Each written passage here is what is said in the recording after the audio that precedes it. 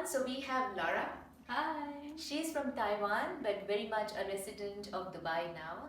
She runs Lara Globalpedia. Globalpedia as a women's empowerment podcast. Very recently, she has been recognized as Best Excellence in Media, Yes. where she's running Best Women's Empowerment Podcast. I'm very honored. So, and the ceremony was at the Museum of the Future on the 20th of May.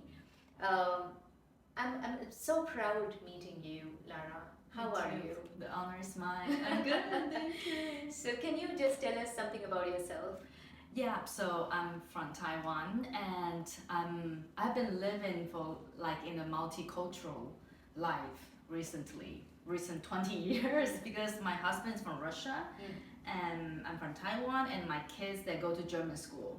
So we have like Asia and Europe and something in between like all mixed and now we are in the Middle East. Yes. Yeah, so that is I think is the best part of our lives.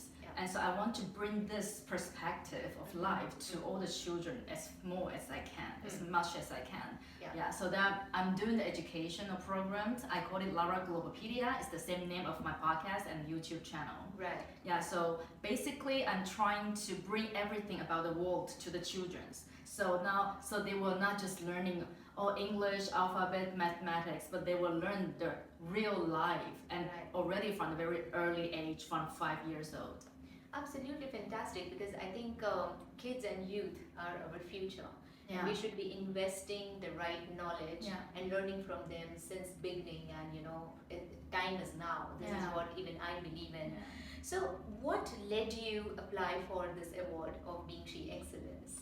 I have been always quite focused myself on the women empowered concept, and I also joined a female entrepreneur association in Taiwan. Right. And also the podcast which I'm doing, like I applied for this award, is about the woman.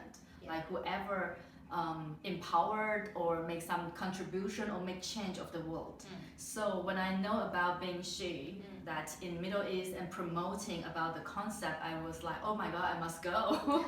Yeah, so then I applied and I'm very, very honored to get the award. So according to you, now you have already experienced the recognition at BeingShe Excellence, and definitely this year was most iconic because we got an opportunity to be present, at the most beautiful building on earth, and I think we were the first ones, doing it over there. Such kind of an activity where various women from different industries were actually being recognized, because for me I always believe and say that recognition is a reward. True.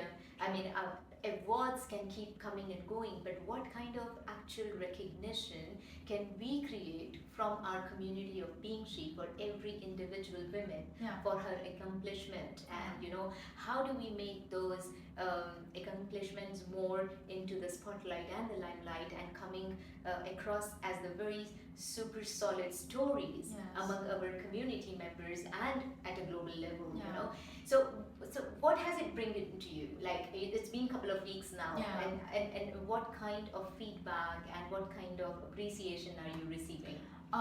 To be honest, first of all, it was a good chance that I had the chance to meet so many wonderful women, because each of us, we are really doing in our own part, in our own field. Like, we don't know anyone else, we don't know what's happening. Even maybe this, like, we are so close, but we didn't know before, right? So for this, like, I'm exposed, and I also figure out like so many things around me, like wonderful women. So this is the first. And the second is about, of course, the recognition.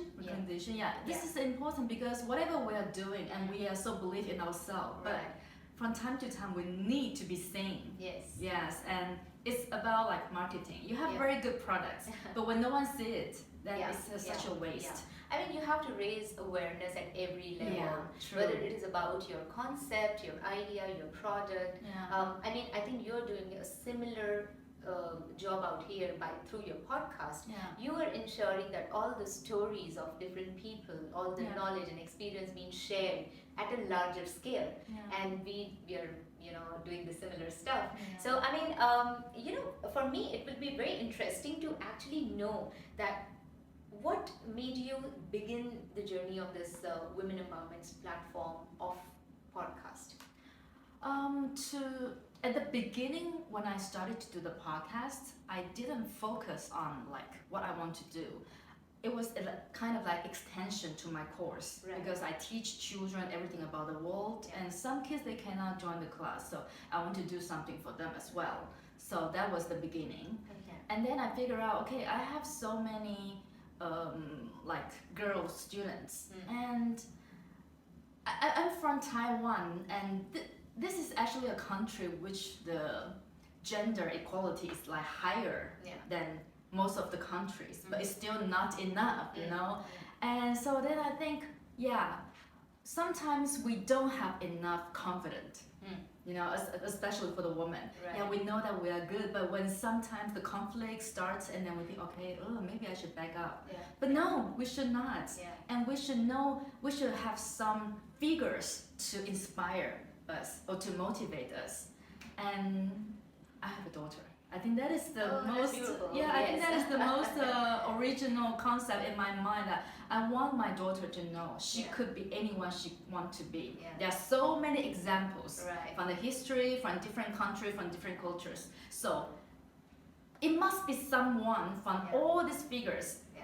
One can trigger her Yeah. confidence, can trigger her motivation, and that would be great. Yes. So this kind of the concept and idea apply like wider for the students that I'm teaching, for someone I don't know, and for the worldwide. Absolutely a noble thought, and I think we, you know, sometimes we spend all our lifetime in figuring out that one influential person in our life that can actually change our thought process and our entire life journey. Yeah.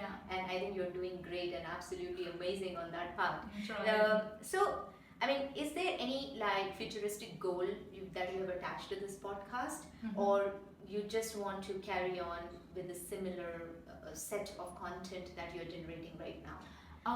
Actually now, like weekly, I introduce a female figures, and this is something I'm doing for past 2 years. But I would like to do more, like I want to interview some very interesting topics, no matter it's like environmental topic or gender equality or everything. And so this like personal interview, I would like to make it like continuously.